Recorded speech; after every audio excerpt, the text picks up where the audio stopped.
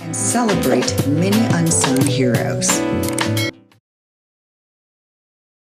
Welcome to the SOM podcast. This is your host, Bridget Chapman Lewis. Today we're going to be talking about happiness, getting you to happy, what is happy, and how to, if possible, sustain happiness. I've got two wonderful guests with us today. They are life coaches. I've been knowing them, I'd like to think almost for a lifetime, but they're my go-to people. When I have any questions about things that I'm pondering or, anything relative to life, these are my go-to peeps. So I want to introduce you to them. One, we've got Susy, Lavagna. Ladies first. Sorry, Melvin. So Susy's a business professional. And she's been in the business space all of her life, and she's picked up great skill sets, and she's become a dynamic life coach. Susy has been life coaching for a number of years, and her advice is expert level, and there's hardly anyone else on the planet that I would trust my questions with and her answers to. So welcome, Susy Lavagna. Thank you, Bridget, for the nice introduction. Oh, absolutely. I speak nothing but the truth. Next, we have Melvin Phillips. I've been knowing Melvin for a very, very, very long time. And he has credentials in social work and in counseling. He's worked prior in high schools and so forth. And he is also a dynamic and fabulous life coach. So welcome, Melvin. Thank you. Glad to be with you. Absolutely, absolutely. So I promised my audience that we would do an episode on happiness. Given the current state of our being in 2020 alone, it's been a very challenging, very daunting year for many. This pandemic is worldwide. It's global. It's, it's hit folks in an extraordinary way. There's been just death and grieving and loss to the extent that, it just overwhelmed people. And now we're amidst the holiday season. So the holiday season, most people always say, oh, it's so much fun. It's family, it's friends, it's, all this hoopla, et cetera, et cetera. And I will tell you this one thing, some people don't have family. Some people don't have friends to celebrate with. So I like to think about those people, and I like to think about just everyone in general, but they are very near and dear to me. And how do you find happiness in the holiday season, let alone in a pandemic alone? So we're gonna try and get you there. Also, there are people out there struggling in relationships, whether it be a difficult family relationship or a companion relationship, a marital relationship. It's difficult right now, given the set of circumstances that we're in, which is a pandemic. So with that said, I want to read to you some things in sight from Psychology Today. On the Soul to Many podcast, we always keep it real and we always bring you facts, and then we jump into the dialogue. So Psychology Today in February of 2015, ironically, I carry this around with me all the time. And not because I'm trying to get to happy, but because it's a great reference tool. And I do a lot of writing. And I was writing a book back in 2014 and 2015. And when I found this article in Psychology Today on happiness, the upside of negative emotions, it took up several pages. So I had to read it, and I cited some in my book. So beyond happiness, the upside of feeling down.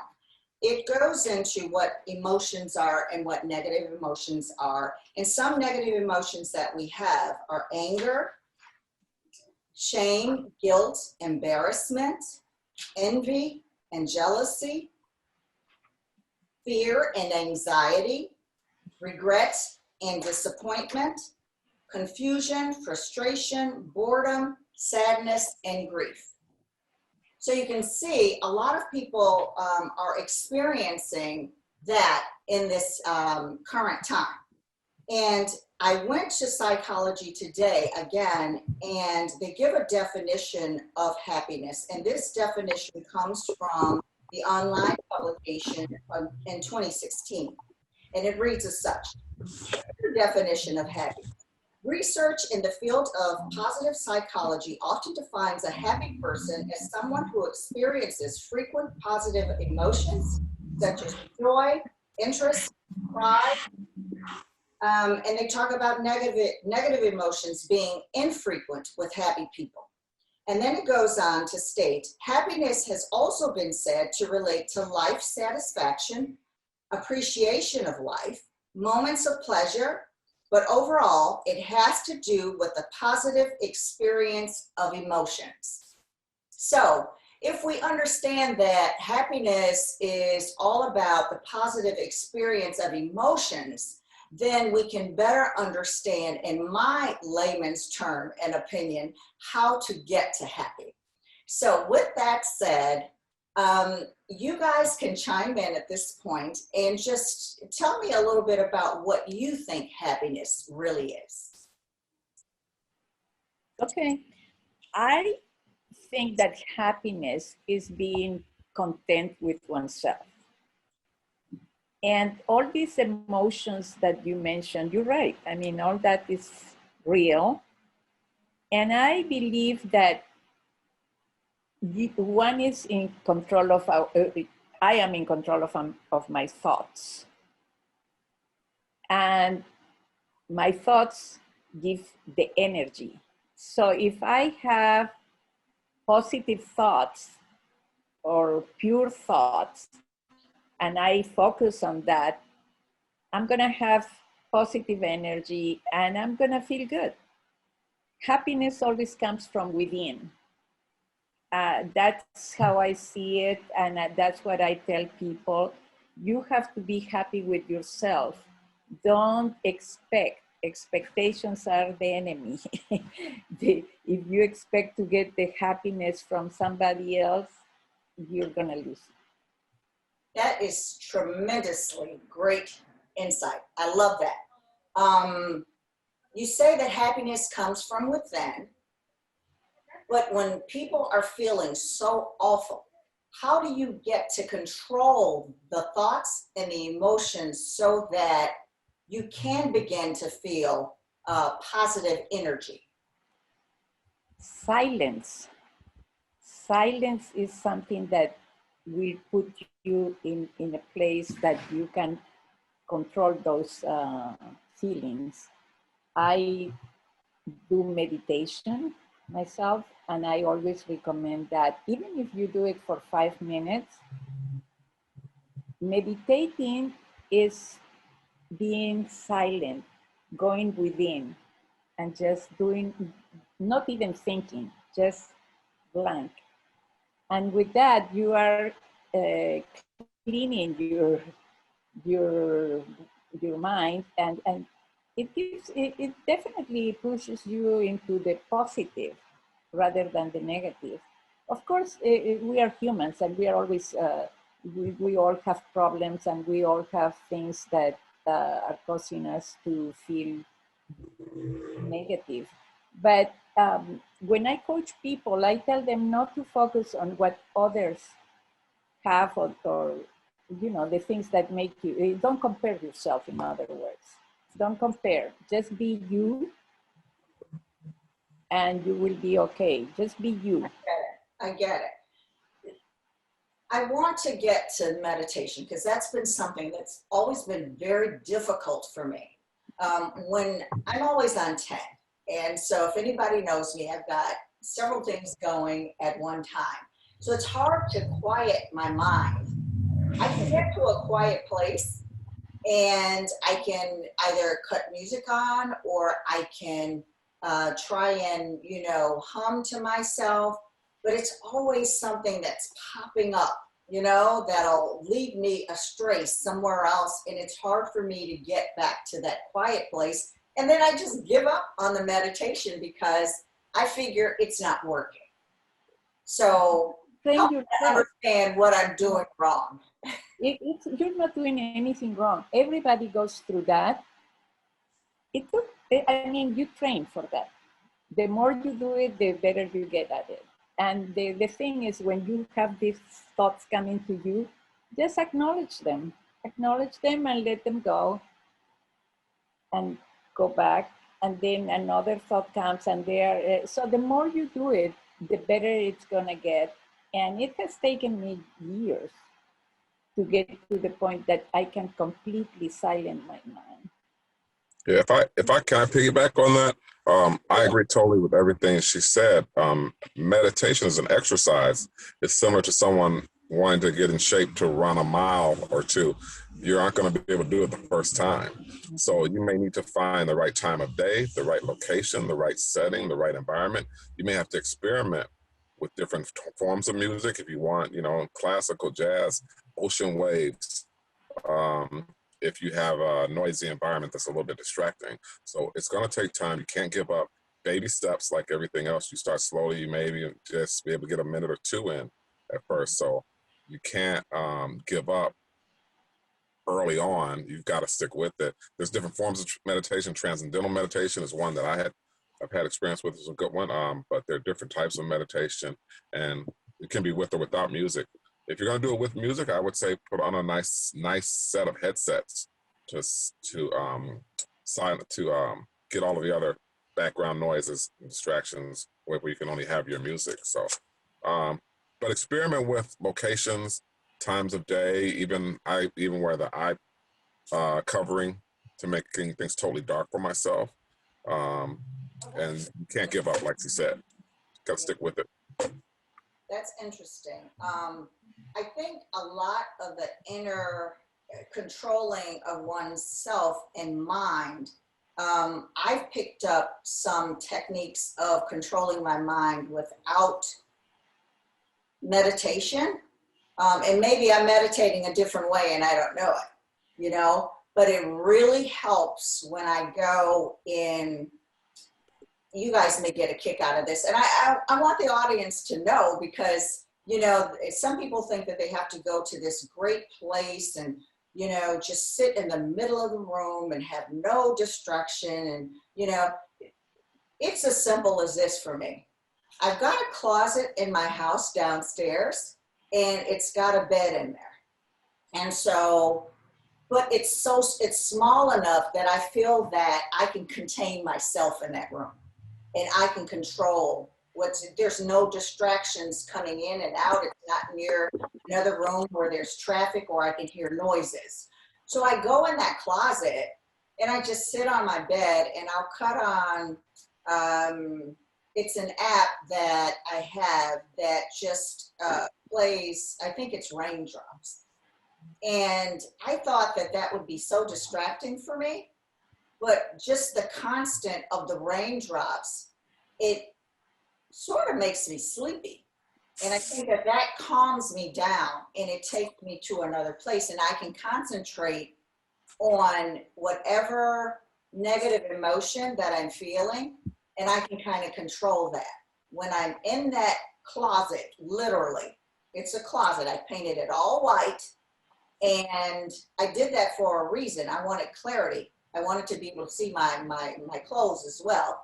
And so when I painted it white and I go in and I lower the light and I cut the raindrop music on through this app, it helps me center and focus on that negative emotion.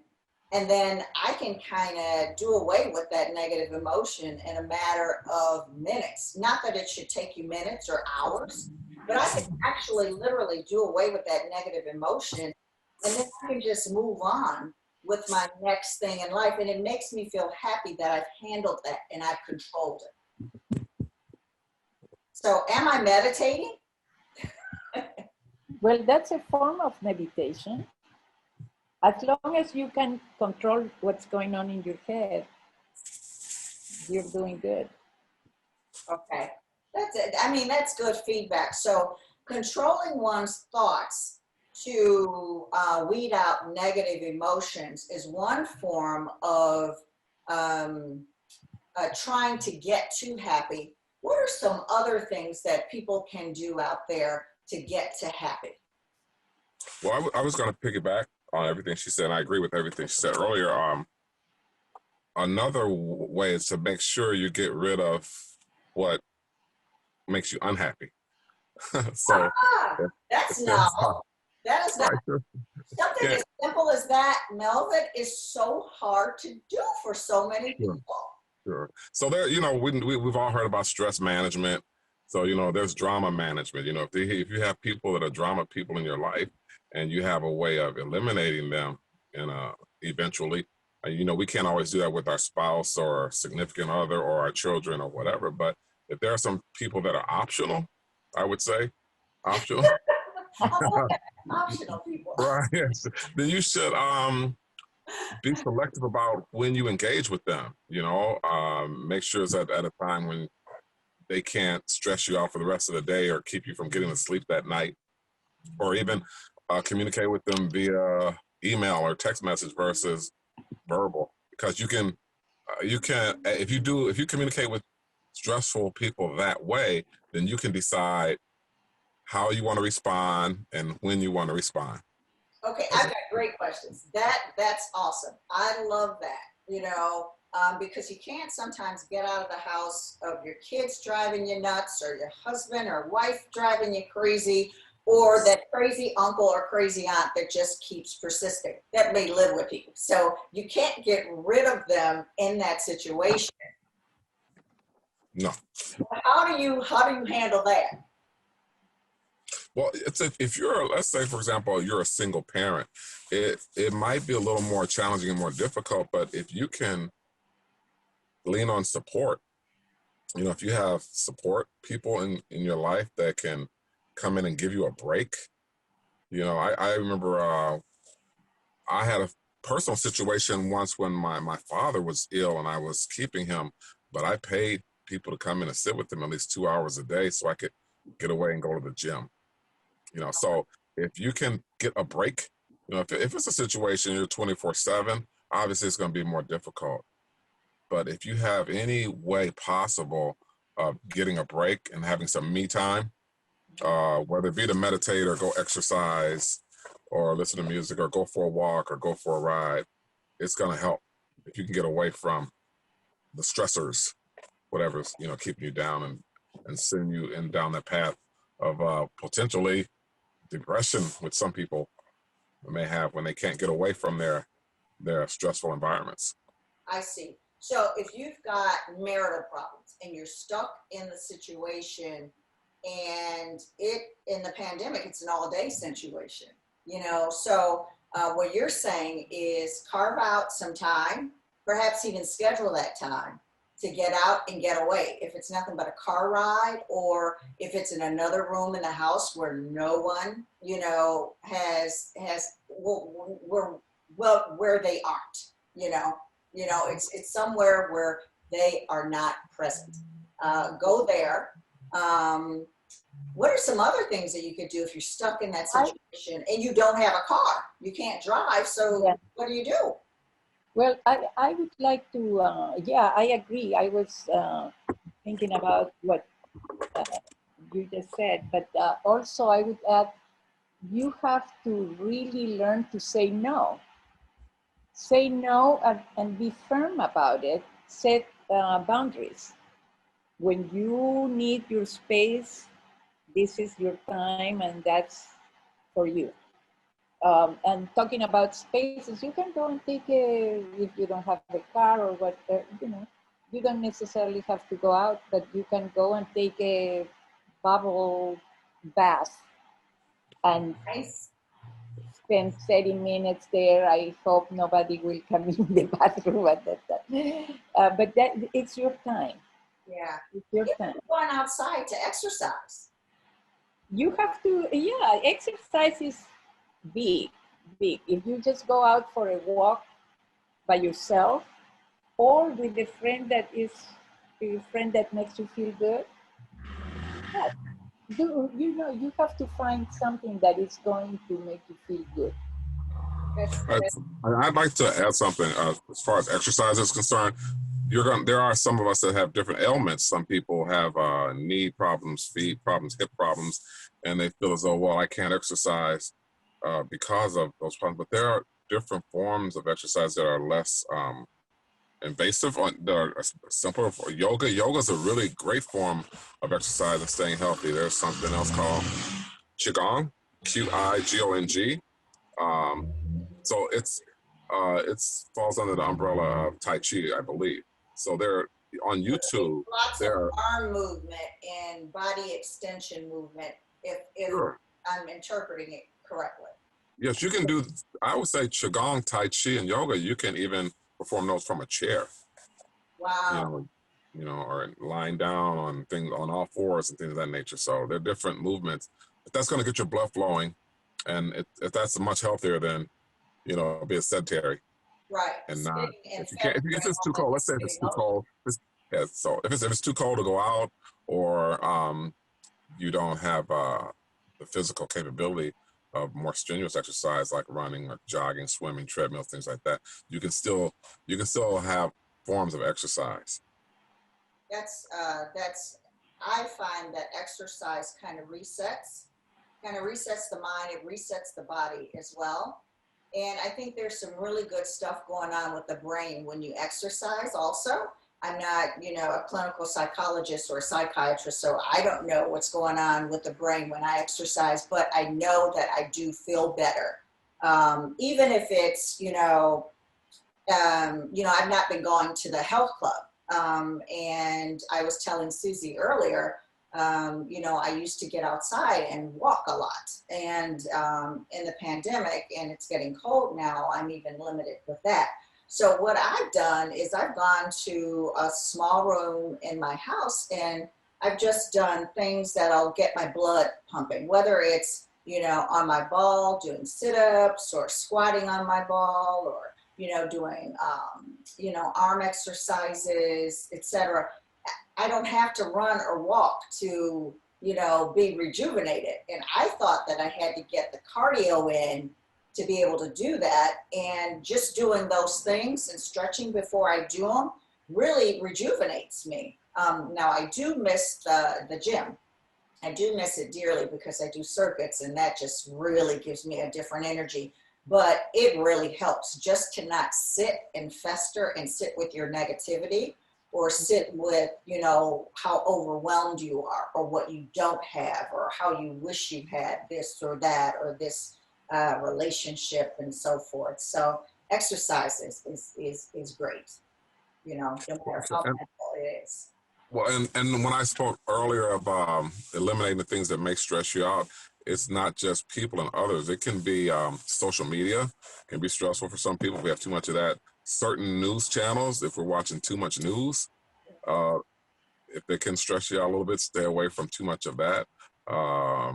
So you have to, if you know what things are bringing you down or have the potential to bring you down, I would say try to avoid them if you can, or just limit it or minimize it. Obviously, some of us have to stay on top of reading our emails and social media, and we want to know what's going on in the world with news, but we don't have to be overly consumed with it. Just like we don't recommend kids spend too much time on video games, as adults, we have to be careful to not have too much what I would consider screen time as well.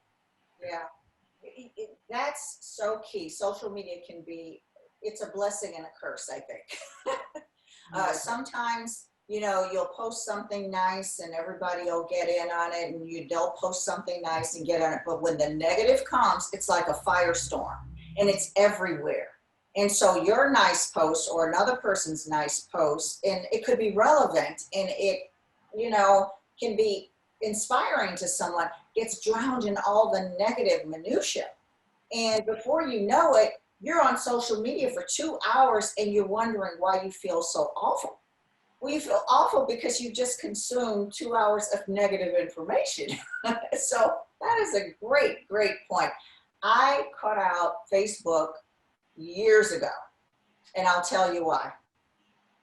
I would get on, and first of all, I don't think I know 200 people, you know what I'm saying? But I had 1,500 friends before I knew it, and I'm like, how in the world does one get 1,500 friends? And who's crazy enough, me, to confirm all these invitations?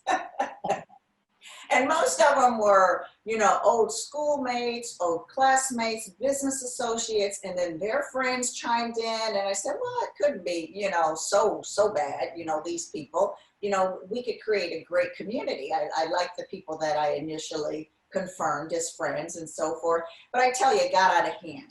And the reason I jumped off of it is this. I would see people posting, you know, just mindless things. You know, and it told me one of two different things, that they're so bored and that they're experience all these negative things. Their energy was zapping me of energy. And I said, wow, there are a ton of lonely people on Facebook. And I can't, when I need a lift or I need to be inspired or just spread some information or get information, consume information, I don't need to be on here for 2 hours with all these negative comments and, you know, negative energy. So I cut it out because it wasn't a good social media outlet for me. Every once in a while I'll get on to find out what's going on, you know, in different communities and so forth. But overall, I'm not a big Facebook fan, but I know people are huge Facebook fans and they can't live without it, which is great. But if any of you are out there and you're wondering why you feel bad when you're on Facebook, some of the negative emotions that we talked about, like the envy and the jealousy and the sadness and grief, the confusion, the frustration, all of those things are negative emotions. And if you're on there and you're feeding negative emotions, you're going to be negative and you're going to feel worse than when you got on. That's just my opinion. Oh, I would agree totally. Another thing I wanted to add about it is, as far as getting to happy, we need optimism in our life. So if you get that through your spirituality or through other people, whatever's going to make you optimistic of the future, because we have more control over the future than we do the past. So we can't do anything about what's happened in the past, but we do have control of the future. So it could be something as simple as calling other people and brightening up their day and making them feel better.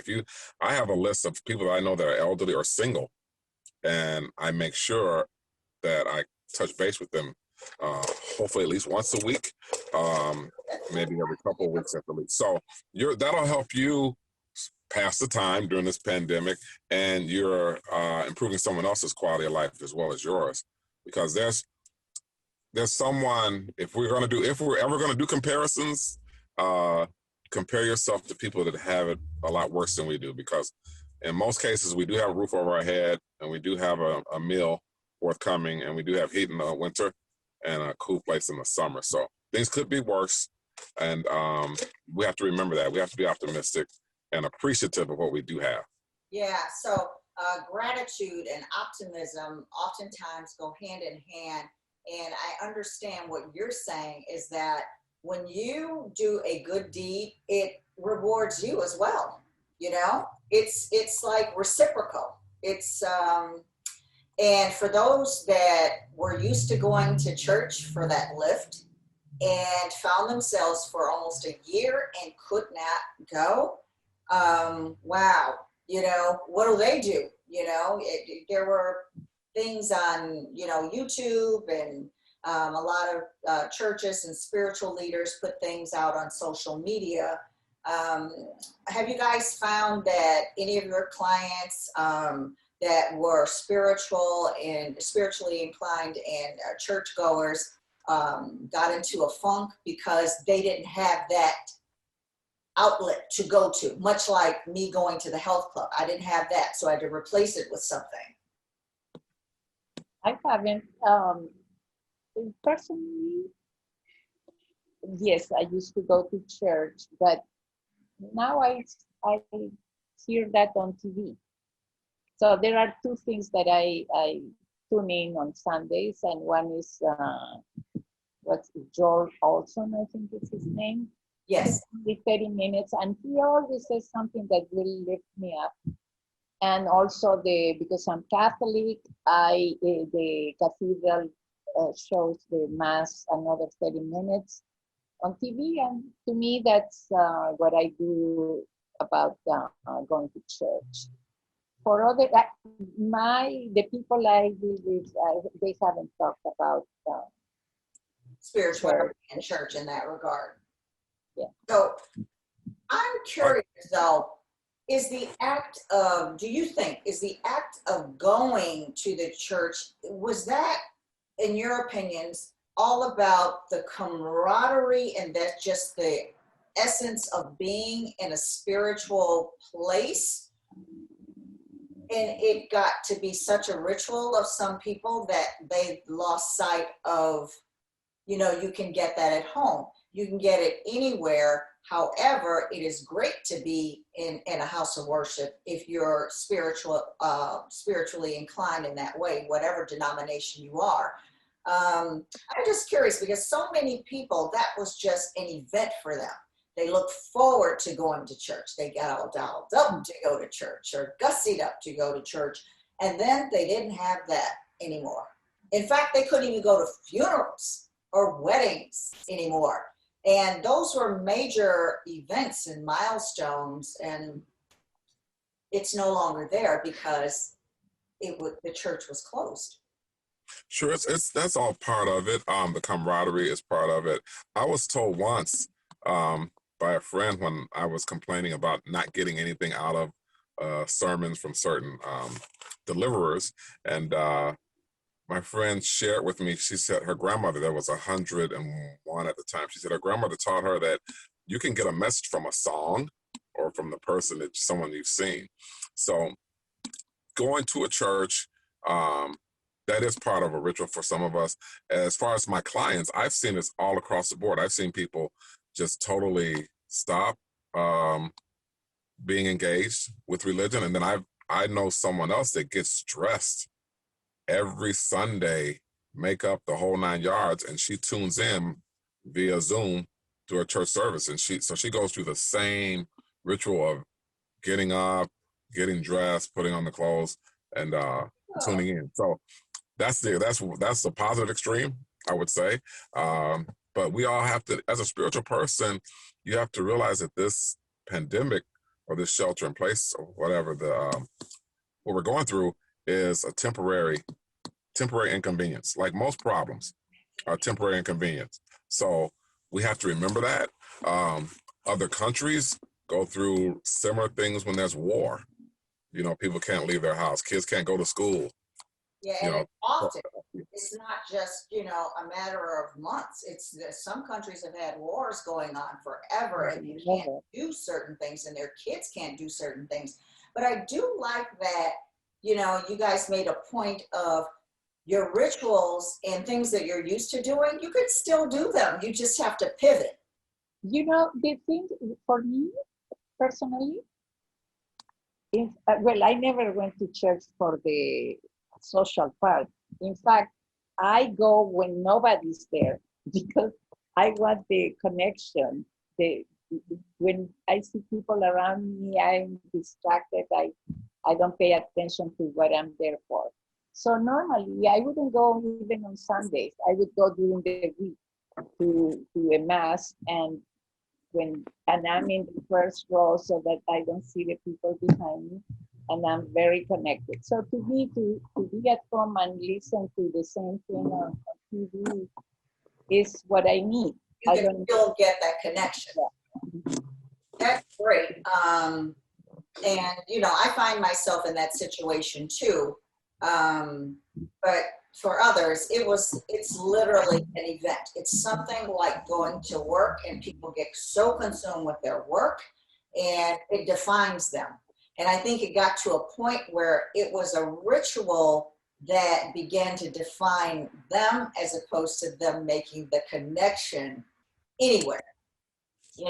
I think that this year, 2020, and this pandemic has made clear a lot of things for a lot of people, hence 2020. And I think that that's one of them. Just making your connections and having your routines that you had, and some things that define you. Some people love to go shopping. and they love to be seen, and they loved the store associates just hanging on their words and so forth, and just paying lots of attention to them. Everything's shut down. You can't do that anymore. So now what do? What do the shopaholics do? Well, speaking of that, you know, this is a life change, and you want to develop as many good habits as you can and not bad habits. So going on Amazon every other day or twice, 3 times a week could be a little bit dangerous. It could. You know, just because you're bored. Yeah, right. So you don't want to create more debt and more problems than you had prior to the pandemic. That's good advice, and that's a great point. I know people, much like they're addicted to working out, and you know, some people are addicted to eating or alcohol. Some of these things have gotten worse, and Right. so shopaholics, it's gotten worse because Amazon. I ordered something that I needed yesterday, and they said it would be here today. I'm like, I mean, you can get what you need same day, next day. It's amazing. It's amazing. So to your point, it can be very dangerous. If you were in that zone, you know, you can go online and get whatever you need still, and your attention may be pushing the button and getting the package now, as opposed to going in the stores and having someone greet you. You know, now your Amazon guy is greeting you, you know, with all these packages. So got to be careful there, because that can turn negative really, really, really fast. And that'll be one part That of can the lead approach you to have to deal with. depression. I'm sorry, Susie, I didn't get that. Oh, I say that can also lead to depression, because after you order, they you have all the debt, and now you're gonna be worse than before. Yeah, yeah. And that you really, you know, people that suffer with depression, it is real. It is a disease. It is real. And it's a struggle for so many. Some people can control it themselves. Some people can control it with medication, and some people can control it with counseling. But that depression is one that you really, if you can avoid it and the snares to get you there, if you're borderline and you're bored out of your wits and you start thinking about all these negative things and, you know, what your life isn't, you could easily fall into the snares of depression. And that's a very, very slippery slope if you don't have depression already. And like you said, some of these things when you're not fulfilled anymore, then you sit back and wonder what's next for you. And you get sad and you get lonely, and all of those things, I think, equate to, you know, depressive feelings. I think that's something that would be important for us to share with your listeners and viewers, that to look up the signs of depression, and if they feel that they may possibly be experiencing that they should seek professional help. And you know, so what kind of professional help? Because some people cannot afford to go to counseling. They just can't. And I know that there's online counseling now that sure. I think it's like as low as $6 an hour or something I read about. But some people can't afford that. They don't have a credit card to go online. What would you tell someone, you know, if they're feeling signs of depression, you know, what's their go-to? What can they do?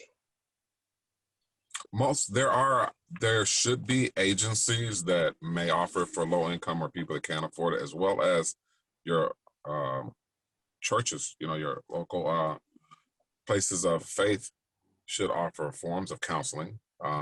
If they don't have someone that specializes in depression, hopefully they can help you find that.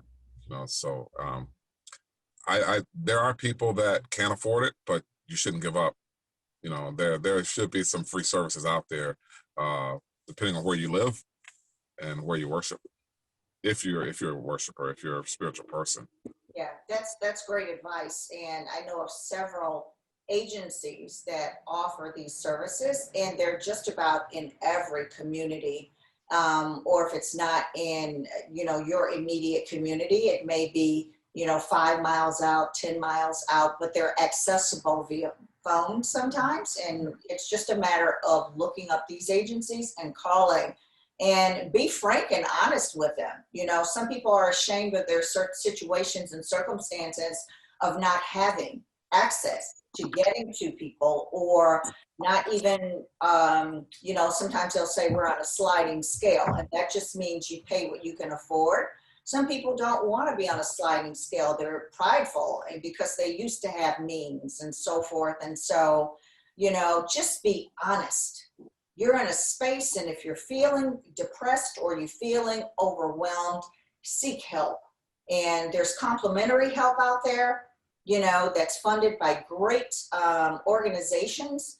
And, you know, I don't know, you don't always have to go to a psychologist or a psychiatrist in that regard. So with that said, I want to talk about relationships now. Relationships, whether it be, you know, singles trying to get together, or marital relationships. And I'm going to start with singles first, because it's very interesting what I've been hearing. I have sorry to cut you off. There's one more. There's living together. There's singles, there's married, and then there's living together. We don't want to forget that population. You're right. So we'll go through all three of those. I happen to be very fond of millennials. I know a lot of great millennials, and I have a son that's a millennial now. So they're all single, his friends. Some of them are getting married now. But the way that they court and date now is so different than how we used to court and date if we're dating ourselves, you know, and not dating in, no pun intended. The bars, they can't go to the bars anymore. What do you do? Because they told me there's no more dinner and a movie, taking a girl out. Everybody meets at bars, and you're either attracted or you're not attracted. You either swipe left or you swipe right. So it's like the dating apps are even so different. You used to be introduced at work or through a friend, or you'd meet somebody at a social event, or, you know, it's so different now. Very different for these people. So I can imagine not having the outlet to go to a bar to socialize, or you're single and you want to make a connection with the, you know, someone that you're attracted to, and you can't get out there and make a connection. What the heck do these people do now? What do singles do? Help me get them to happy. I was going, Susy, did you want to tackle that? I can start. Well, it's a pandemic, so we have to all be patient with all of our needs and desires and wants. And I would say millennials may have less trouble adjusting than we do, because they're more into FaceTime and, you know, communicating electronically. There are, let's say, baby boomers and beyond, that would be even a greater challenge for them if they were, you know, I know there are some senior centers that have been closed due to pandemic. So you'll have widows, widowers, or elderly people that live alone that can't intermingle with others based on their living situation. So as far as the millennials are concerned, I know if you tell a millennial or a young person, be patient for one more year, that seems like an eternity to them. But as a mature person and an older person, we know we've probably seen more, lived through more, and may be a little more optimistic or have a little more patience. But we're kind of like all in this together, and it's not a situation where a certain group of us are stuck at home. I think at some point, whenever they shut down bars, restaurants, and clubs, it affects all of us, and we have to be patient. We have to be creative. Definitely. I picked up my phone again because this, and millennials, they're always,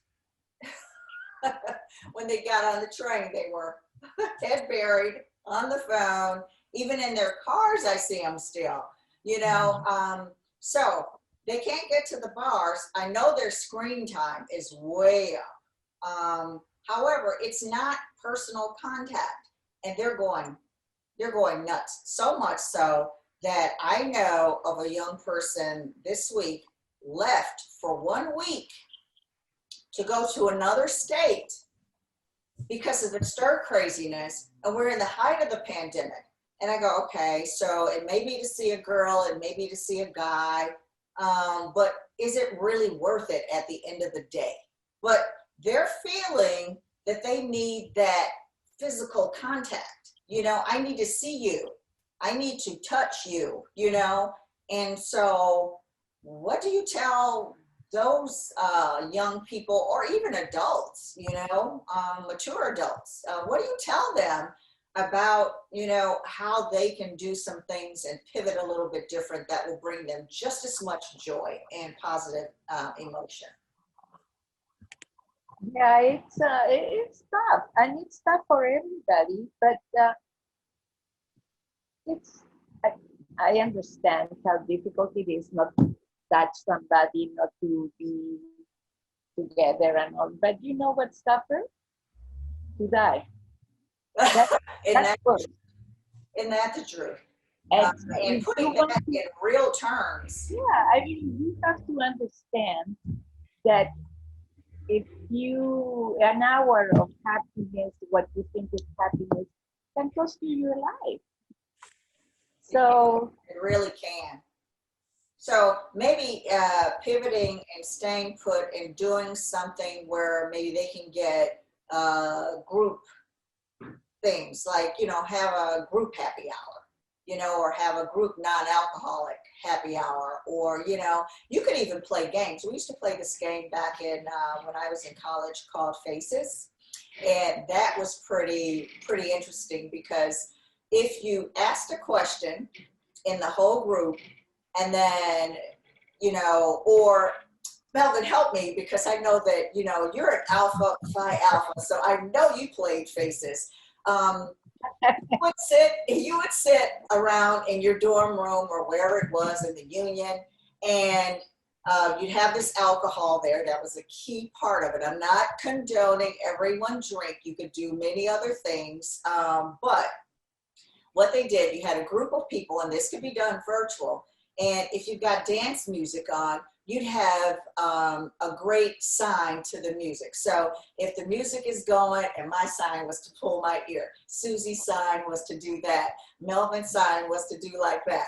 So you'd have to go around the whole group on the beat. You couldn't miss a beat, and you couldn't miss a sign. So if it was 10 people, you'd have to remember all of those signs and get it to the beat. If you missed, you'd have to drink. You remember that, Melvin? So I'm not advocating drinking or anything for folks that are bored and get their friends together and do that.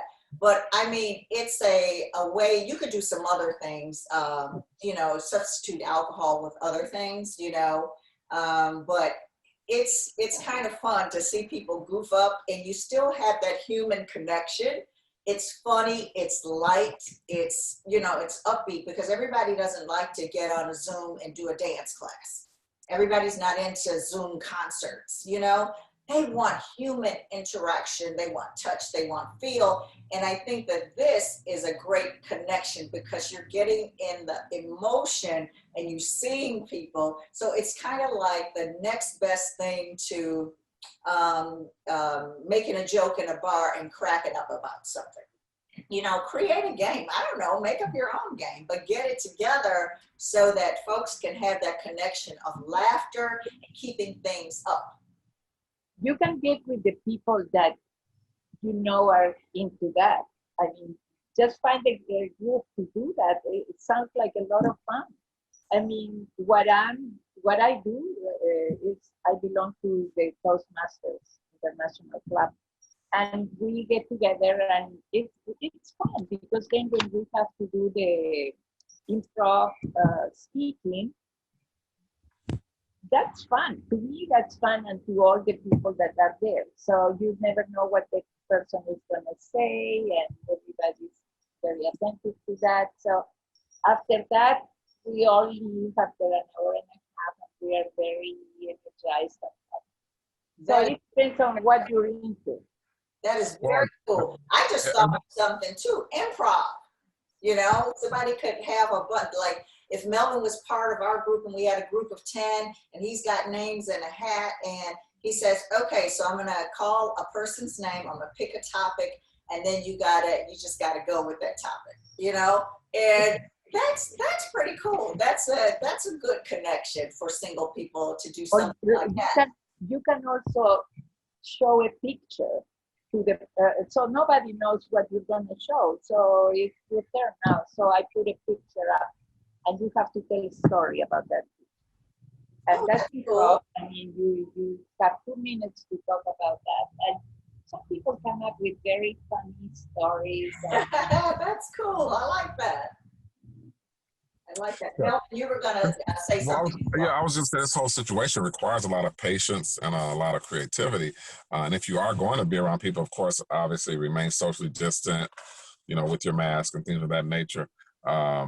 It's better to be overly cautious than to underestimate what's going on and getting sick. And if you're gonna be around people and you crave that touch, just realize it's almost as risky. It's almost as risky as drunk driving, you know. And we all know what that can result in. So, as Susy said, being patient is better than death.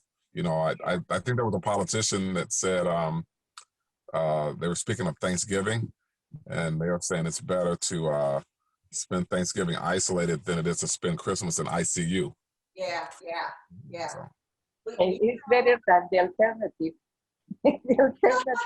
Sure. I know, when you look at it that way, it kind of puts it into perspective. But young people are so impatient, and it's hard to explain patience to them. And it's so offering alternatives is really, you know, a good thing, I think, to keep them positive and keep them lifted. One millennial told me, this freaking 2020, and those weren't the words, they were a little bit more choice than that, and not in the positive way, but they were literally cussing 2020 out, and they were saying, I'm supposed to be in the Maldives, I'm supposed to be in this state and in that state doing my travel, and here it is, I'm living at home with my parents. This sucks. And they're just miserable because they were planning, their plans got interrupted, and they don't know how to pivot with regard to those plans. So I'm just hitting on the patience factor, that some folks are so impatient that they can't even imagine, you know, coming up with a fun alternative. So I was just putting some fun things out there that they might, you know, partake in, and schedule it. Say on Wednesdays, on hump day, we're going to do this. On Thursdays, when we used to go to the bar, we're going to switch it up, and we're going to do it on Saturdays, because the weekends can be very long. You know, now you've gotten all your laundry done Monday through Friday. It's not typical that, you know, you were out drinking 3 of those days with your buddies at pubs, and you stop, and Sunday you got to get your laundry done. It's already done. You know, where am I going? So now replace that Sunday routine with something fun with your friends. You know, cook, learn how to cook with your friends, you know, throw out a recipe and say, let's see who can do this, and let's get on together and try to do this and see who goofs it up and who gets it right. You know, so many things that people can do. And these are just things that are popping off the top of my head that might be fun for young people. Now, I want to ask you this. We're moving to more adult-like relationships. So you found this great girl or guy on Tinder, or so you thought. And I'm just using that as one of the popular social apps that you can meet people. And it seemed like, you know, last year was going really good. And then the pandemic came and they started ghosting you. And this person can't go to familiar places where this person is. They can't ask you to come over because of the pandemic and kind of get some closure. What do these people do when folks ghost you? Because it could be painful, you know, if someone doesn't return your call, or, you know, you can't get a hold of them in the worst of times, but now you're in a pandemic. What do people do in relationships? Give some advice for that. Well, but I have a favorite saying is opportunity is an opportunity to upgrade.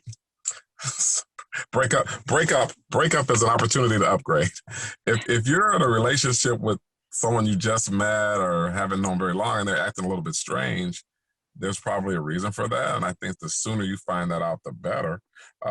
It's not quite as simple if it's someone you're in an established relationship with, been living with or married to. But as the saying goes, if someone's showing you who they are, believe them.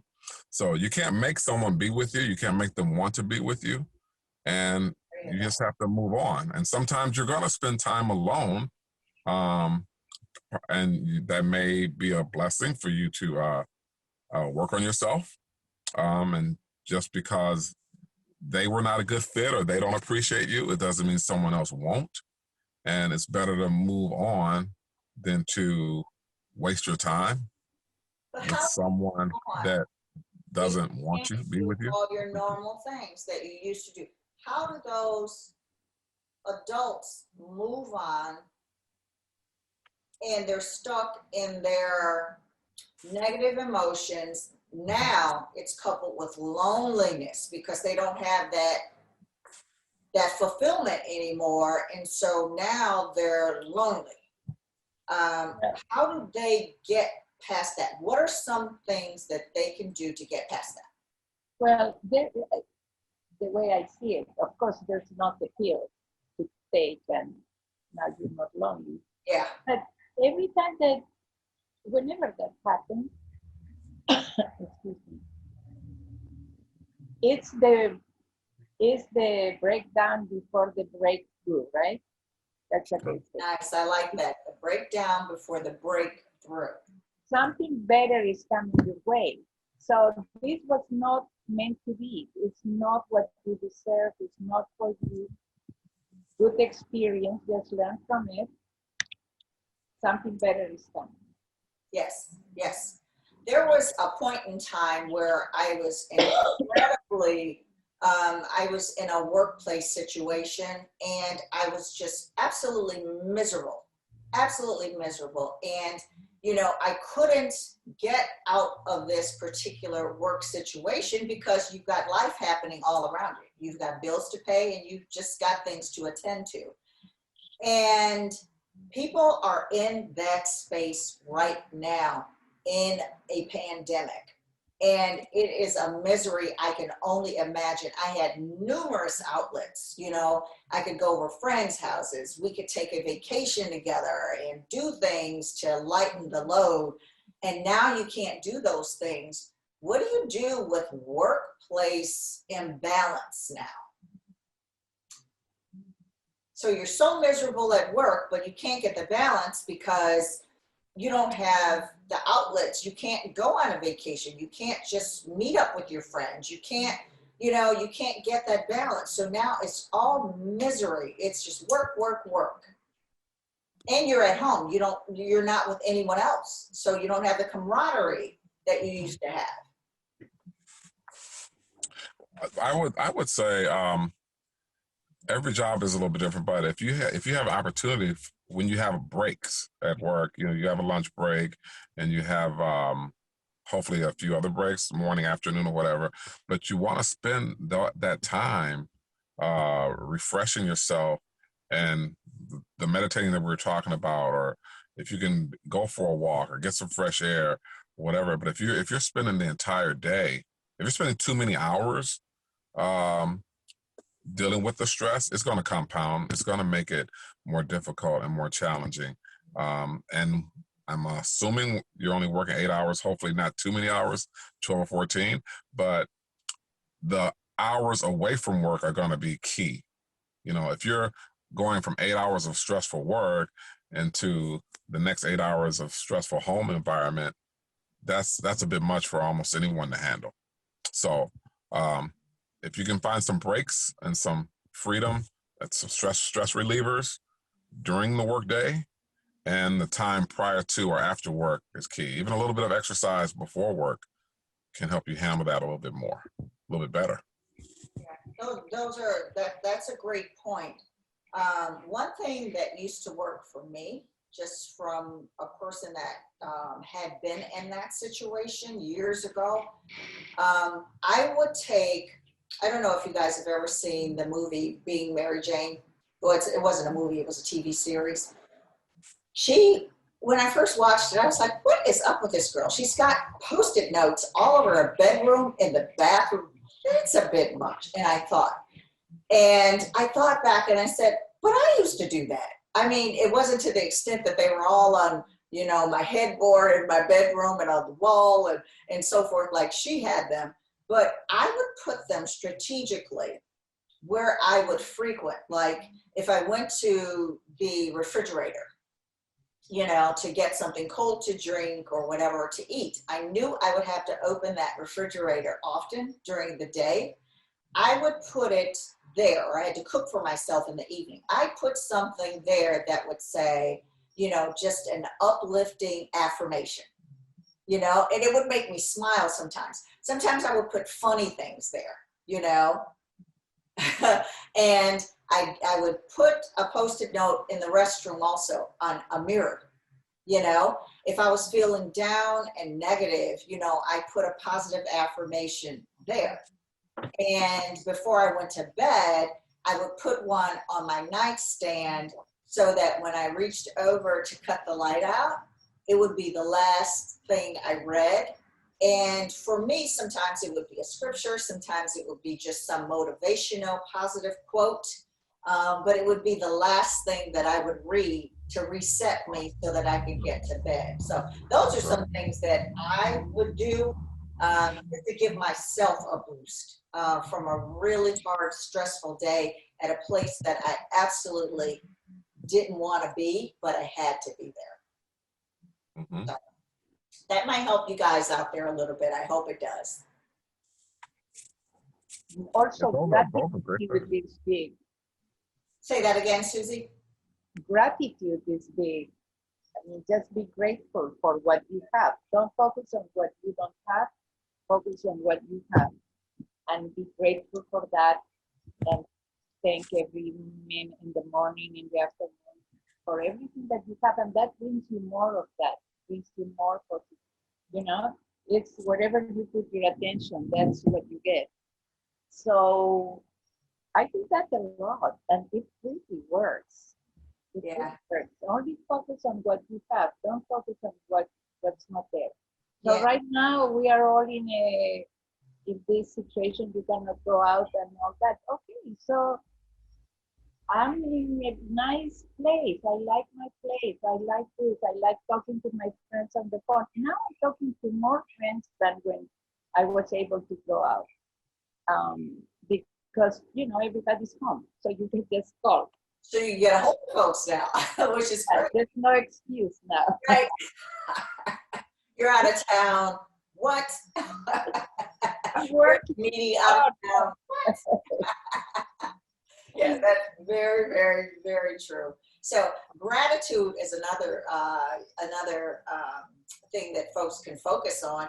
And if you want to put gratitude Post-it notes somewhere, that's great too, because it'll remind you that life ain't so bad after all, you know? And folks are like, yeah, but everybody's got a place to live. Everybody does not have a place to live, you know? You are mistaken.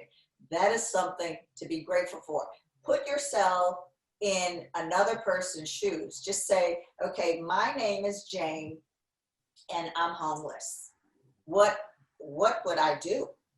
Well, you can't get up and fry you some bacon. You can't get up and make your bowl of oatmeal. You know, those are some things that you could be grateful for, because being homeless, you don't have those luxuries anymore. Well, everybody has heat. You know, it's if you're in an apartment, you know, you've got to have heat. The landlord has to give you heat or air conditioning if it's in, you know, a very warm or an extreme climate. Everybody doesn't have heat or air conditioning to keep them cool, you know, and to come into shelter. So that's something you can be grateful for, and just make a list of things. And once a week, so that it doesn't get mundane for you, once a week, just post what you're grateful for and kind of just focus on that. You know, when you get in the doldrums and you say, well, I can't do this, I'm used to doing that, and, you know, I don't have any friends or whatever, you know, there are meetups everywhere. meetups are everywhere. You can meet people everywhere online, and it's a lot safer, I think, than trying to meet somebody that you don't know in this climate. So try that. There are so many things that you can do, but people need to be reminded of this, because once you get lonely and you're edging towards depression, it is hard to get to happy. You don't see happy. You don't even want happy anymore, because you don't know what it looks like anymore. You don't, and putting on the song because I'm happy is not going to do it for people, dancing around the living room, because people don't have that energy. They're so full of negative emotion that they can't even get out of the bed, let alone sing a song or put the radio on. So that's what we're trying to do, is get folks there. Now, we talked about singles. Let's talk about marriage and getting to happy. You're in a pandemic. You're home together. It wasn't good in the best of circumstances. Now you got the worst of circumstances, and you're with this person every single day, almost minutes of the day. Or how about this? You may see your significant other leave for, hours, and they don't tell you where they're going. The relationship is that bad. What do you do? Because now you're angry when they come back in, because they didn't tell you where they were, and all these thoughts are circling your head, and you're like, oh my God, more negative emotions. Let's talk about marriage and how to maybe get people that weren't in a good space in a place where they can have their happiness, and hopefully it'll be contagious, and catch on to their spouse or significant other. Well, like in any relationship, the communication is going to be very important. So your spouse is doing something that that upsets you, you should communicate that. You shouldn't harbor that and let that fester. You can't make them do what you want them to do, but they need to know how you feel about it. And you could go from there. But that's the beginning, is to not internalize and keep those emotions to yourself, and let them know how it's making you feel. Now, if you're in a position to offer them an ultimatum, you'll think that through, but you should probably get marital counseling, specifically marital counseling, if it's putting you in a really low place as far as the relationship is concerned. Those are good points. And you could do marital counseling online. You don't have to do it in person now. So that's very good. Very good. Do either of you do any type of counseling to that extent, or are you just focused on, where folks need to be in their particular lives? Well, I'm counseling a woman that is in a bad relationship with her husband, and it's been going on for a while. And what I am coaching her on or guiding her is, she needs to be happy with herself. Because when you are happy with yourself, you are a pleasant person to be around. When you are angry and you're just like, oh, you're just looking for things to fight, then who wants to be around you? Nobody. So that's so hard. That's so hard for so many, because they're stuck with this person. They're miserable in this space, and now they're in this it just seems like it's perpetual. It's going to go on forever. They can't see the light in the tunnel. So getting happy or being happy with themselves sounds almost cliche to some, because they don't know how to get there. No, because they have to, instead of focusing, why is he not doing this, or why doesn't he know that I like to do that? So you're putting all the blame on the other person, and look at yourself. What are you doing? Right. Are you just waking up being angry at your situation, and then the whole day you're walking around a person on eggshells, and that's not very pleasant. How about breaking and modeling better behavior so that you could feel happy? I know sometimes smiling makes me feel incredible. Just the act of smiling gives me a lift. So how about this? You wake up in the morning and say, good morning. Whether they say good morning back to you or not is irrelevant. That's on them.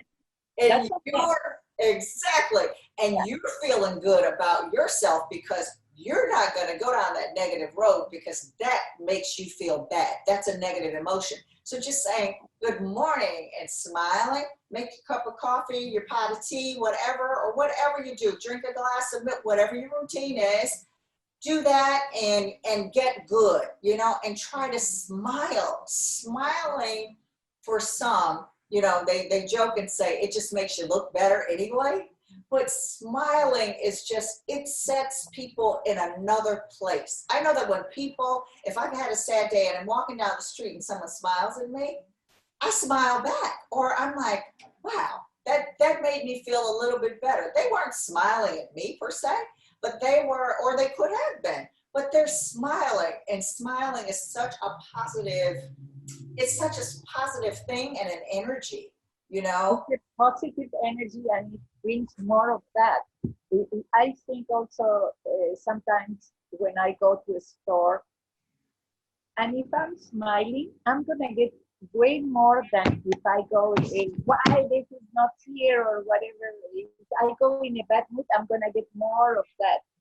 If I go with a good attitude and I'm smiling and good morning and whatever, everybody feels good about it and they want to help you or they want to do whatever. And so it's all about the attitude that you have. Well, the same thing applies to speaking to people because right now in the pandemic, we can't see each other smile. If you're wearing a mask and they're wearing a mask, no one can see. Oh, that's so smile. cool. So I kind of miss that. But you can still speak to people, and whether or not they speak back, like we said, that's on them. You know, you've done what you know is right. Right. So Oh, and you know what else you can speaking right do? now is more important than smiling. But you can smile with your eyes. That's what I was going to say. Yeah. Yes. You can smile with your eyes because I was saying sometimes I would just smile at people just because I knew they were feeling, I could just feel their energy and I just smile at them. And now I said, well, I can't do that if I've got a mask on. I smile with my eyes, you know? I'll just lift my eyes and hopefully they can catch that energy. That is so in your voice and your eyes. They can't see your smile, but they can hear your voice or they can see your eyes, hopefully. And, you know, that could put people in a good place. But going back to marriage, just doing the simple things like waking up in the morning and greeting who's in your household, not just your husband, whoever is there, just a greeting of, you know, good morning or hello or good afternoon or, you know, something like that. People may not be in the mode and mood for conversation. You might not be there. You know, you're so angry at each other that you might need counseling to break that down to have a conversation. And that's part of the communication that you guys were talking about. But what are some other things that you can do when you're stuck there in a misery with another person and you're just not fulfilled and you're miserable and it makes you angry that this person isn't noticing you. You're not noticing them. There's no communication. What are some simple things that you can do to get to happy? I know that Susie, you said yourself, start with yourself and getting to, what are some things that I might like about myself, that you might like about yourself that can get a person to feeling good about themselves? What are some things that you could suggest? I get what you're saying. Like if you're totally miserable at home with the person that lives there and now it's 24 hours there and you just have that negativity about everything because now whatever they do is gonna rub you the wrong way. So try to reframe it. And what about offering something? Would you like some coffee? Or just a little question. Did you sleep well? Or anything that's gonna totally lower the the guard on the other person. Now, if you cannot do that because things are so bad, just work on yourself. You like to put the makeup, feel good about yourself. Just you be happy with yourself. That's all you can do. The alternative is to split. I mean, what else can you do? Yeah, yeah. I like that. Yeah, I would also say something we have to really be careful about is who we vent to and talk to, because if you're speaking with someone that's a negative person, they're not going to help your situation. If you can speak with someone that's a little bit more optimistic, a little more positive, maybe someone older, an elder, a person that's gone through similar things, that's going to help you a lot more than bouncing things off of a young person. The young person is going to agree with everything it's negative that you say. So, but as far as the interaction with your spouse or a person you're living with, maybe you can find out from them, if they're open to it, find out some of the things that they did and enjoyed prior to when they met you. Maybe in college, like you said, the game Faces. Well, maybe they enjoy playing backgammon or chess or dominoes or cards. Ask them to teach you the games that they enjoy. But that would be some quality time together, doing something one-on-one that you can't get out with the COVID situation, shelter in place. But if you can find anything that you would both enjoy together, hopefully that might break the ice a little bit. But a situation like that, some situations there's no one single easy quick fix. Very true. But yeah, so Relationships come with conflict. right. Yes. They do. Period. Well, that's a given. And so what we need to do is work. It's a lot of work, but we work at it. How, if the situation is getting, just cook his favorite food, see what happens. Don't you think he's gonna appreciate it? Great idea. I'm Yeah. sure he'll probably be smelling whatever it is and say, wow. And he's gonna remember when things were going well, that you used to enjoy that, and so things are gonna get better. You gotta remember how the food tastes and want some. and he's gonna want to join you for dinner. Yeah, And maybe that's a good idea. Maybe you say, okay, but you bring the wine. That's a great idea. I love that. So if two people are in a space and it's just misery, we don't have to have dinner to, because that's a signal that says, let's go to dinner. You're going to talk about all this emotion. No, we're not doing that. So you just say, listen, you make the meal, you have the aroma going through the house, and then you invite them to the table. Would you like to eat with me? We don't have to talk about anything. Let's just have a meal together, and leave it at that, and keep the negative energy out of the room. And if you don't say 2 words to each other, that was a great step. You sat together and you ate together. And you knew what he likes to eat. So you made an effort to make that particular food. So absolutely. And guys out there, the girl doesn't only have to do that.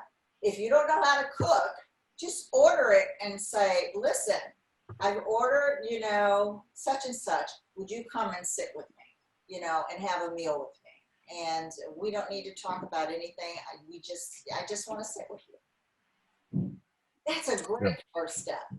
Because when they're like any conflict, someone has to be the bigger person, and all you can do is your best. You put your best foot forward, and things don't work out. At least you tried. You didn't let them bring you down to their level. Yeah. I had a friend. I have to laugh about this, and I hope my friend doesn't kill me. I'm not going to say any names, and no one knows who this is.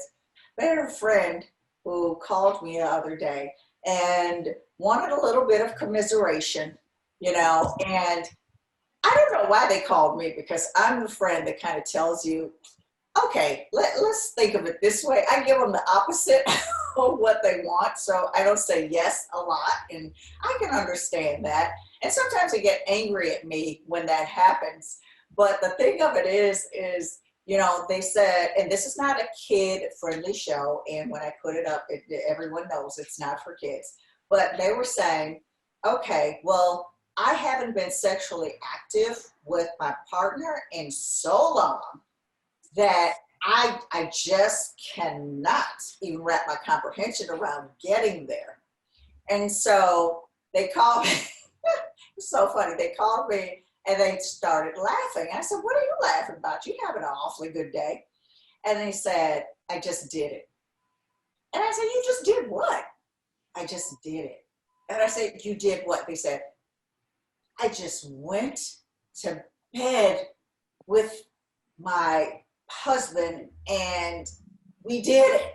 And I'm like, okay, that's a milestone. I thought he was repulsive and he thought you were repulsive and you just did it. She said, I just went and we did it.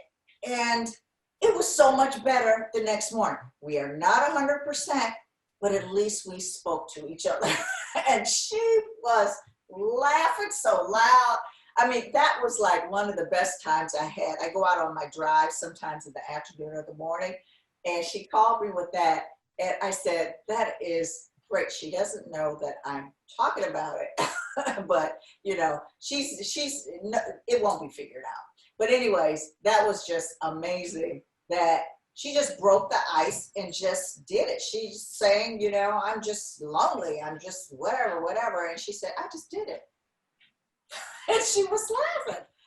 It made their space better because they spoke to each other in the morning. Good for her. I think you've given some people an option and an idea there. That's great you shared that. Yeah. So marriage is tough on the best of days, and the best of years. And some people have these incredible marriages that they marry, the yin to the yang. It's like, wow, when you're here, I'm there, and we put it together with this great team, and you're my soulmate, and so forth. And some people don't have that. They just have a marriage, a union. And it's good sometimes, and it's bad sometimes. And when it's bad, it's really bad. And so, it's hard in this pandemic at the holiday season to come together if it's really bad, because no one is happy. They're living in misery and they can't get to their happy because their happy may be so out of the ordinary that it would interrupt the marriage if they got to their happy another way by pivoting.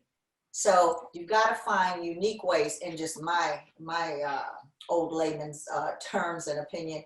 You got to find little things like making a meal or ordering a meal in and saying, will you just, sit with me and let's eat together, and not having a whole lot of communication, because if you're in a negative space, I can almost guarantee you, if you bring up anything, it's going to be negative because that's the space you're in.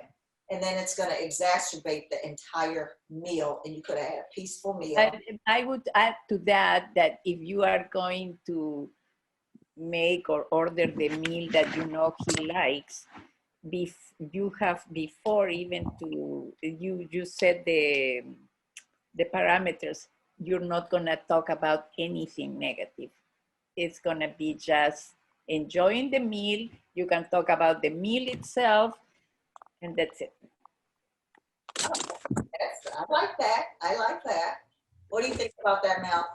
I think it's a great idea. Yeah. It's it all boils down to the communication, positive communication. Yeah. So that's marriage. We'll move on from there. Mel, you brought up folks that are living together, and they're in that space. What are some things that they can do to get to happy if they're not happy? Well, I don't think there's a lot different than marriage. Obviously, marriage is a contract, but if two people are living together, depending on their living situation, if they're both, committed, then they both should, be both putting forth an effort to maintain and sustain a relationship. But I think also in that living together situation, it's good for each person to know what if are they talking about short, medium, or long term relationship. So if one person's thinking short term and another person's thinking long term, there's going to be conflict up the road. There's going to be a disconnect. So they need to start off by being on the same page. I do believe when it comes to the living together, how relationships start, sometimes it's difficult to maintain them that same way. But if there are habits that aren't being sustained, that people are changing, like you said, someone going out, not telling them where they're going, and coming back crazy hours and not communicating where they're going, what they're doing, there's going to be conflict. So it's going to boil down to the communication. Some of the same things we talked about with married couples, cooking the meals, ordering the food out. You know, if it's a positive relationship where they're living together, then hopefully things are going to improve and increase, and they'll make greater commitments to each other. But if one person's wants to move forward and the other person doesn't, you're going to have some problems. You're going to need to communicate and find out if if someone's wasting someone else's time. Typically, women are on a different timetable physically if they want to have kids. So, as we know, they should be with someone that has the same goals, that will want to have kids as well. So the whole living together, it gets tricky for men and women, but it's going to boil down to communication and being on the same page. Yeah, I can agree with that. I can certainly agree with that. I was thinking about some things while you were talking, and I'm thinking about the most negative of situations for those people if you're living together. And if it's a woman living with a man, women are different than men, period. Men are different than women, period. I mean, we nurture in different ways sometimes, but the inherent essence in being a female, I think, and you guys can correct me if you think I'm wrong, but I think our sensitivity is a little bit more heightened. And so if I'm living with said male and, we've had a great time, but I begin to feel like we're playing house, and you're getting all the benefits of the wife, but you're not committed to me. And now I'm looking at you every single day. I'm learning every single freaking habit that you've got, and I'm putting up with it. And, you're still not committing to me. I'm doing everything that I should do relationship-wise as the female, but as the male, you still haven't committed to me. When you say committed, what do you mean that he hasn't proposed marriage? What do you mean by committed? Playing house is one thing. It's a commitment to be in the same space and sign the lease together if you've done that.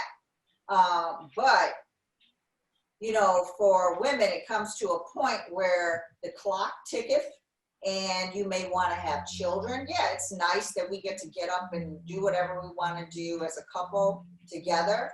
But I want to have kids in a few years. And you've not mentioned anything about us, committing to the extent where I'm going to be married to you, because I don't want to have kids outside of marriage, So that brings a set of problems. Another set of problems is with the guy. I could imagine, I'm not a guy, but I could imagine that he may be thinking, I love this. If it ain't broke, let's not go and reinvent the wheel here. We got a good thing here. If we do have kids, we can bring kids into the world. We don't need a piece of paper to bring kids into the world.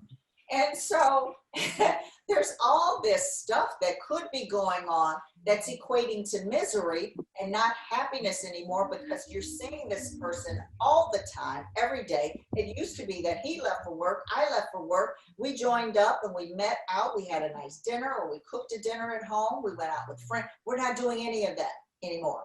And now all I see is me playing house with you, and I don't like it. It's making me unhappy. Well, you know, you have to be honest with yourself. This is my expectation. This is what I would like. If he's not in that same place with you, then you better cut it out and do what you need to do. Why waste your time? You're not going to make him do something that he doesn't want to do. So it's better to know early and move on.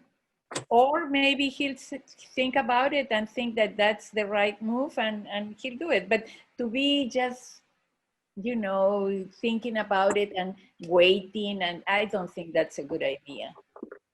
Yeah, I think the sooner, yeah, I agree. I agree. The sooner a conversation is had, the better. Yeah. And, Absolutely. you know, for a young lady's specific certain age, she might go, let's say if they're going to start to live together, quote unquote, shacking or whatever you want to call it, she may say to herself or even express to him, you know, if things haven't progressed in a year, 18 months, whatever she feels a fair timetable, that needs to be communicated. It sounds like an ultimatum, but if that's her goal, to marry someone and have kids with them, I don't think she should sit back and wait and see if it's going to happen. Right. Mm. So what's the exit strategy? There's this girl miserable. The guy is kind of oblivious. He's like, this is great. You know, I get to have sex all day. I have sex. I get to eat with my friend, my best friend. I love the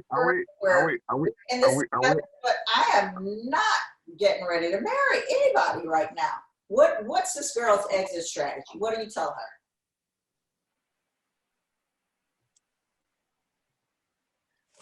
Back to what I said before, communication. If she doesn't like the way things are going, she needs to talk about it.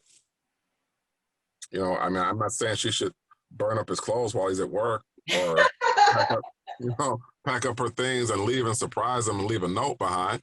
If they're mature adults and she doesn't like the direction things are going or think they're going too slow, she needs to communicate that.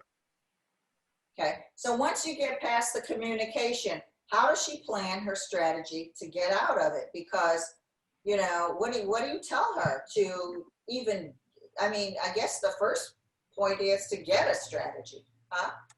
I don't know. Well, if you're the living arrangement has a lot to do with the exit strategy. I mean, are they living in her home? Are they living in his home? Are they living with his relatives or her relatives? Are they on a lease? Is one person on the lease, or are they both co-signed on the lease? So all those affect the exit, quote unquote, exit strategy. Is somebody leaving or somebody being put out? You know, so that's what's going to determine the exit strategy from a legal standpoint. Mentally, if her exit strategy should be to move on and upgrade if she's not happy with his response or how things are going. But as far as physically, the physical exit strategy is going to be determined by the living situation and the contract and where they're living. I like that. So I think that goal setting can get folks to positive goal setting, can get people to positive emotions, feeling positive about themselves, that they're getting out of a really terrible situation or a situation that's just not suited to them. So if I start planning my exit, you know, it's going to be subtle. We've talked about it. We had the communication. He clearly is not on the same page as I am. And I really don't want to waste any more of my life or time in that regard. So now we've got that understanding. The next thing is, in my exit strategy is, okay, I need to start looking for a place to be apart from him and start planning that. And I think that in doing so, you can find you're happy. You know, there are so many things that could land you in a positive space, like just paint. Well, I would paint my walls a little bit different, you know, and looking for paint colors, you know, and the date that you're going to move. I'm stuck here for another year, but in this year, I'm going to try out some of the paint colors, you know, that I like in my space. Or, you know, I'm just thinking out of the box, you know. Or something about maybe I'll work on myself spiritually, mentally, physically. Yes, yes, yes. Yeah, I'll carve out a certain amount of time every day, and that's me time. That's for me. You know, I'm getting to my happy, and I've got new routines now. I'm just not waking up in the morning, you know, catering to the both of us. You know, I'm cordial and I'm respectful. We're friends, but I've got to cater to me a little bit. I know he never liked pancakes with chocolate chips. I'm going to start making pancakes with chocolate chips because that I really love. You know, just little things like that may bring you to a point where, you know, you could see life and things a little bit different to get to happy. So, Suze, did you have anything that you wanted to add on that one? I you know, again, we go back to communication, but whatever if it's gonna hurt, it's gonna hurt. But there's nothing worse than not speaking up. If that's what you're gonna do, have the conversation. Well, obviously this is going nowhere, so we better go our own ways. I need a month or 2 months or whatever you need to find a new place if you're the one moving out, or you have a month to find a place. You need to know what's coming. I mean, don't just plan by your own, and I like this color for my next apartment, and he doesn't know that. So once you talked it out, you know what's coming. He knows he's gonna leave or you're gonna leave, and everybody will know what's gonna happen, right? I love that. So my suggestion was just a little bit crazy. You know, he'll come in one day and the room is changed from white to like a moonlit purple, you know, and he's like, what the? He's going like, what? You go nuts? Right. So maybe that's not such a good one. Or how about this one? You picked out all these color swatches and you just striped the walls in the bedroom. Like, I'm just trying to see which one is going to be right for me when I leave. I was just practicing for my next apartment. But we should I've got a life coach.